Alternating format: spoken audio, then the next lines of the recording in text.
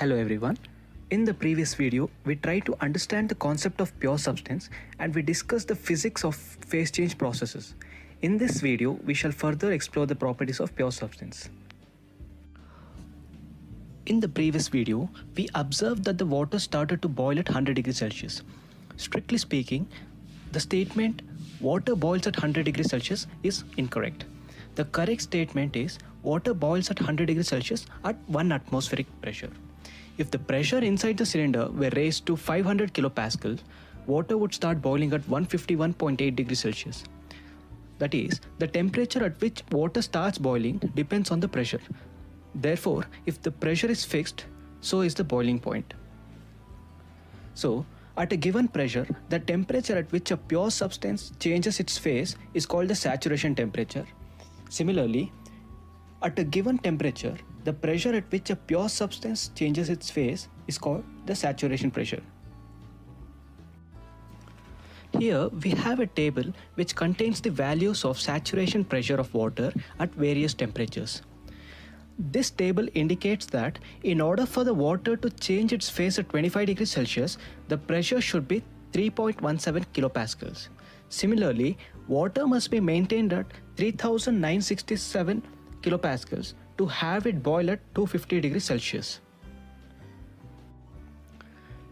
During a phase change process, pressure and temperature are obviously dependent properties. A plot of saturation temperature versus saturation pressure, which is shown in the figure, is called a liquid vapor saturation curve. A curve of this kind is a characteristic of pure substance. It is clear that the saturation temperature increases with the saturation pressure. Thus, a substance at higher pressure boils at a higher temperature. For example, a dish which may take 1 to 2 hours to cook in a regular pan that operates at 1 atmospheric pressure will take only 20 minutes in a pressure cooker which is operating at 3 atmospheric pressure. So in a kitchen, higher boiling temperature means shorter cooking times and energy savings. The variation of properties during phase change processes are best studied and understood with the help of property diagrams. So we'll now discuss the temperature volume diagram. The phase change process of water at 1 atmospheric pressure was described in detail earlier. Now we repeat this process at different pressures to develop the TV diagram. So let us add some weights on the top of the piston until the pressure inside the cylinder becomes 1 megapascal. At this pressure, water has a somewhat smaller specific volume than it does at 1 atmospheric pressure.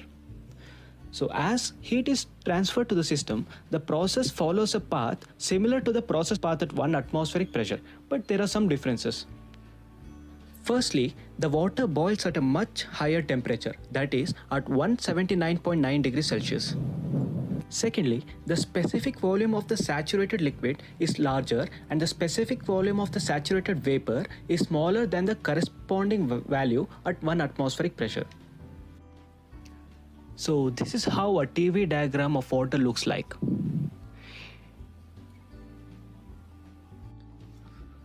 We can see that the length of the horizontal line that connects the saturated liquid and saturated vapor states decrease with increase in pressure. And at one particular pressure, this saturation line becomes a point, and this point is called critical point. Critical point can be defined as the point at which the saturated liquid and saturated vapor states are identical. The temperature, pressure, and specific volume of a substance at the critical point are called the critical temperature, critical pressure, and critical specific volume, respectively. At pressures above the critical pressure, there is not a distinct phase change process. Instead, the specific volume of the substance continuously increases and at all times there is only one phase present. Eventually, it resembles a vapor, but we can never tell when the change has occurred. Above the critical state, there is no line that separates the compressed liquid region and the superheated vapor region. The saturated liquid states in the figure can be connected by a line called saturated liquid line, and the saturated vapor states can be connected by another line called the saturated vapor line. So now TV diagram looks like this. These two lines meet at the critical point, forming a dome. All the compressed liquid states are located in the region to the left of the saturated liquid line called the compressed liquid region. All the superheated vapor states are located to the right of the saturated vapor line called the superheated vapor region. In these two regions, the substance exists in a single phase, a liquid or a vapor, while all the states that involve both phases in equilibrium are located under the dome. Now let's look into the PV diagram. The general shape of the PV diagram of a pure substance is very much like the TV diagram, but the constant temperature lines on this diagram have a downward trend. Consider again a piston cylinder system that contains liquid water at 1 megapascal and 150 degrees Celsius. Water at this state exists as a compressed liquid. Now, the weights on top of the piston are removed one by one so that the pressure inside the cylinder decreases gradually. The water is allowed to exchange heat with the surroundings so that its temperature remains constant. As the pressure decreases, the volume of the water increases slightly.